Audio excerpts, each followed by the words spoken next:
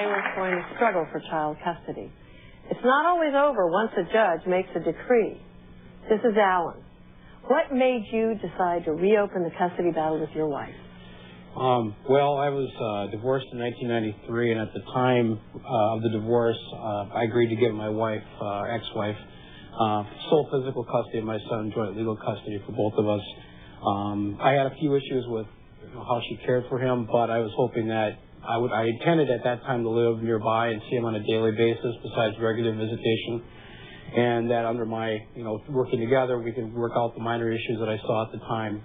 That was at the time of the divorce. A little under 2 years later, things had changed drastically. She had moved back home to be with her parents, which I was fine with. I had moved back with my parents, so we were closer together, and I could still see him every other weekend.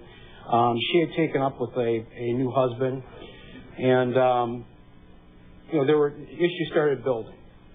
And at one point, what were these issues?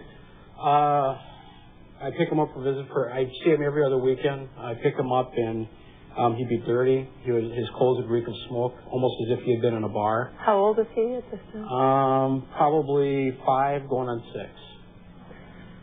And he was sick. He would frequently have runny nose, doctors call otitis media, coughing. I took him into regular I would take him in, besides haircuts and checkups when he was with me, which I had to take care of those things and buying him clothes over and above the child support. I took him into his doctor, and I said, why is my son sick all the time? And he said, is he around any smokers? Well, then it hit me that his stepfather was, he smokes a lot. And I raised that as an issue and started looking at that time, talked to a couple of attorneys out there, thought of maybe I'd want to go after a modification, but really I thought, well, for stability, I really wanted to try to do everything I could to make it work. But the lawyers I did talk to that time, I remember them going through this list of questions like, well, is she with the motorcycle gang? No. Is she a serial killer? No. Well, nothing we can do. But there was a point at which, I can tell you the date, it was July 26th of 1996, where I found out that there were some major issues going on in his home. I had brought a friend with me who witnessed some things in the home that I thought were clearly endangering my son's well-being. Stuart, you feel actually that men have a harder time when they're fighting for a custodial modification.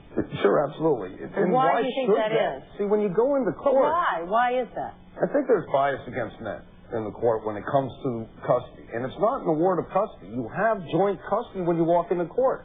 One of the parents is asking the judge to strip the other parent of what they have before they get there. Can I interject that my case, I had to show 2 conditions in the courts where our custody trial was.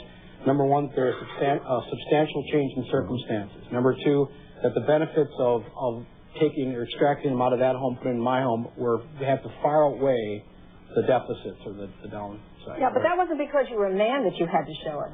It's because you weren't the person who had custody of the child. So the court wants that kind of proof in order to change the place where the child is living, change the parent with whom the child is living. And that's the way it should be, because children shouldn't just be suddenly uprooted because the other parent decides, hey, I woke up this morning and I want custody of the child. In your case, you seem to have very strong reasons. But the court has to be very careful about changing children once they are with one parent. Absolutely, Gloria. We have to take a break. Thank you. A mother's fight for custody shatters her belief in our judicial system. Please stay with me.